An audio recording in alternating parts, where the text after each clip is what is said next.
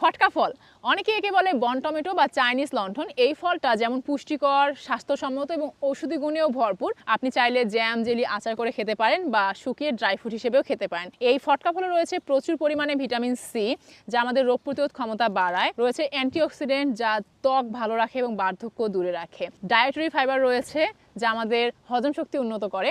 এছাড়াও রয়েছে vitamin A, যা চোখের দৃষ্টিশক্তি ভালো রাখে। এছাড়াও এর আরও অনেক উপকারিতা রয়েছে, আপনারা খেতে পারেন। তবে হ্যাঁ, বেশি পরিমাণে খাবেন না। বেশি পরিমাণে খেলে গ্যাস্ট্রিকের সমস্যা হতে পারে বা বদহজম হতে পারে। আর হ্যাঁ, এরকম কাঁচা অবস্থায় খাবেন না।